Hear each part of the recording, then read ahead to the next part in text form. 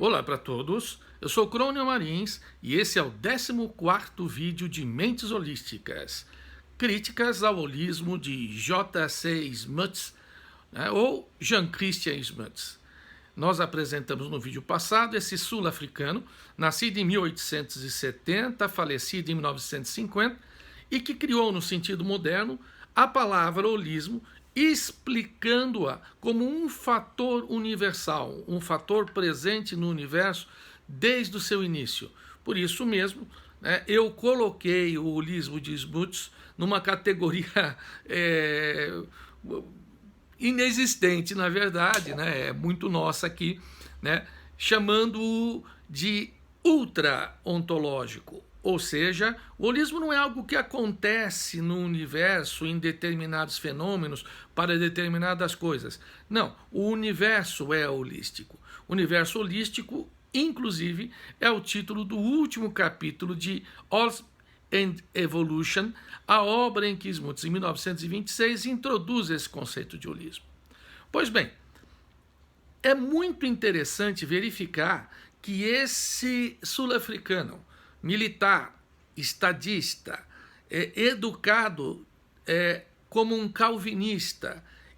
Então, indo até contra esta criação, Smuts, ele coloca o holismo como algo que está desde o início do universo, de uma certa maneira, dirigindo a evolução desse universo para as totalidades cada vez mais complexas, né?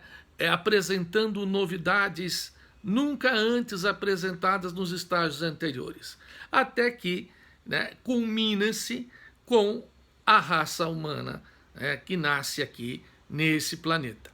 Pois bem, Smuts foi influenciado por Darwin, né, foi influenciado, né, pelo filósofo francês Henri Bergson, né, que escreve A Evolução Criadora ou Criativa. Né? Então, estas obras influenciam Smuts a criar este conceito, que é o holismo como fator universal. E ele escreve de uma maneira, às vezes, um tanto rebuscada, romântica, poética, né? Porque ele era influenciado, foi influenciado por muitos poetas. Ele gostava, né, da veia artística existente na poesia. Nas próprias palavras de Smuts, nós temos: a regra de ferro do passado é quebrada. O futuro não é mais uma repetição do passado. Em muitos casos, o novo efeito é mais do que a causa pré-existente. O universo deixa de ser um sistema completamente fechado, rígido, inflexível, do qual o progresso real e a liberdade são excluídos. Vemos aqui que Smuts admite que a presença, né, de totalidades vai fazendo com que, nos diversos estágios do universo, apareçam coisas novas, que não poderiam ser previstas ou atribuídas ao que já existia anteriormente. Esse surgimento do novo se dá exatamente por conta do fator que ele chama de holismo, que permeia todo o universo. O que nós vamos criticar no Smuts, né, é a consistência lógica, porque o raciocínio dele apresenta algumas falhas lógicas, algumas contradições e alguns pontos complicados. E nós vamos nos ater a dois pontos. O primeiro ponto é a questão da novidade que o Smuts atribui ao fator holístico. Então, segundo ele, não é necessário socorrer-se de entidades metafísicas para explicar fenômenos do universo. Exemplo é o vitalismo, muito popular nos séculos XVIII, XIX, que atribuía à vida um status especial, diferenciado, né, do mundo inorgânico. A vida era algo que não podia de maneira alguma ser explicado através de processos físicos e físico-químicos. Havia algo muito especial na vida, né? Essa entidade metafísica e, claro, os teóricos diferiam, né, para caracterizar esta entidade, mas era alguma coisa irredutível, né, à matéria e aos processos da química e da física conhecidos. Pois bem, o Smuts diz que o holismo supera isso. Mas será verdade? O que acontece aqui é que o Smuts acaba substituindo essas entidades metafísicas que existem, por exemplo, no vitalismo, né, com relação à vida, mas há muitas outras entidades metafísicas descritas por filósofos e cientistas ao longo da história.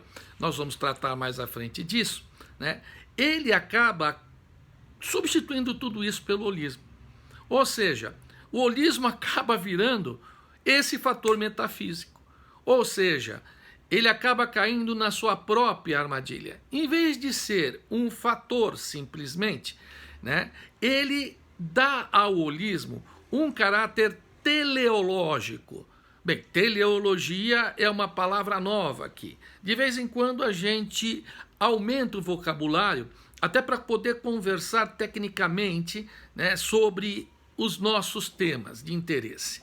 Então, teleologia é quando você admite que existe uma finalidade. E normalmente em filosofia, esta finalidade ela se refere a universo, ou alguma coisa muito grande.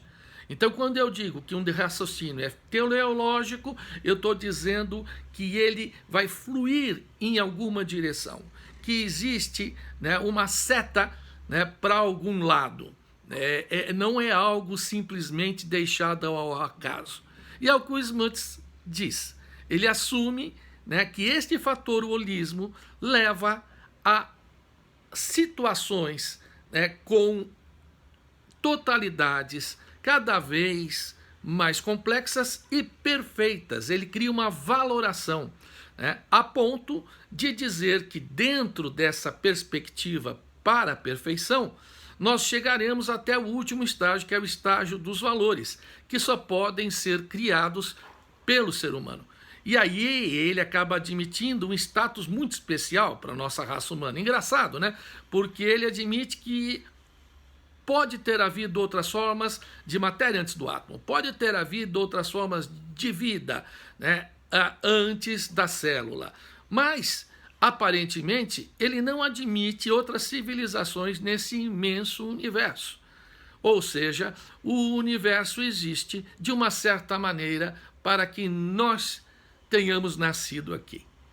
Então, esse é um ponto a ser criticado, essa transformação do holismo num fator, mais do que fator, né?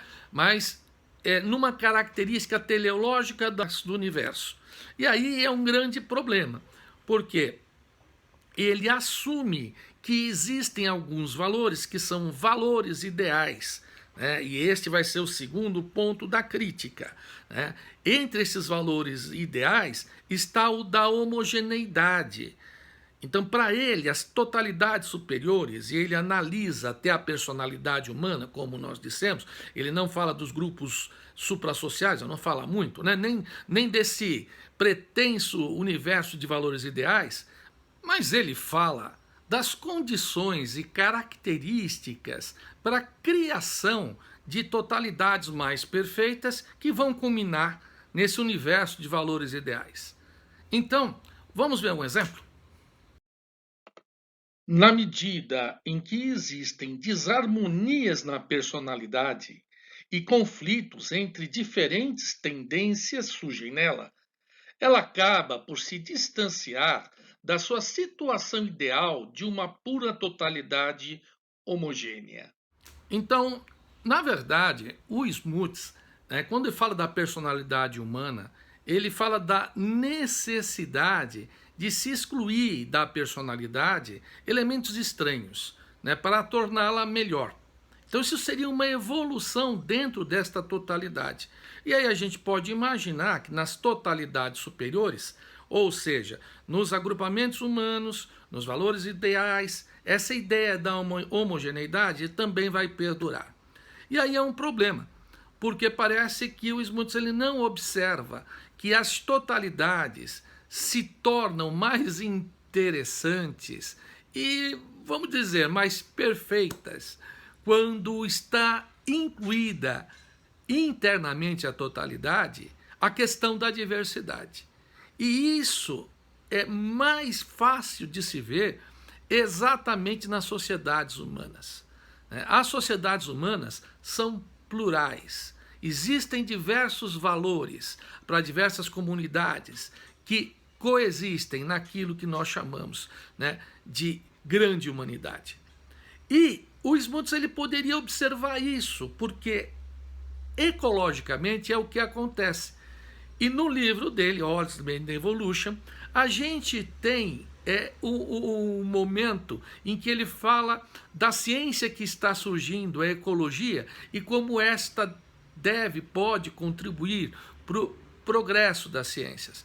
Pois bem, hoje nós sabemos, em ecologia, que a diversidade é fundamental. A diversidade de fauna, a diversidade de flora e, no sentido humano, a diversidade de concepções, de culturas.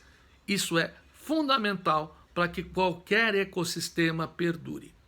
Então, Smuts, que percebeu, com muita antecipação a importância da ecologia, poderia ter percebido também, nesse sentido, a importância da diversidade. Então ficam aqui essas duas críticas ao holismo, conforme apresentado por Jean Christian Smuts. E já que estamos na questão de crítica, no próximo vídeo vamos continuar com as críticas ao holismo.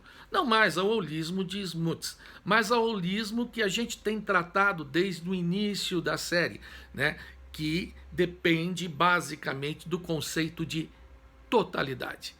Então, se inscreva no canal e não percam o próximo vídeo na semana que vem. Grande abraço!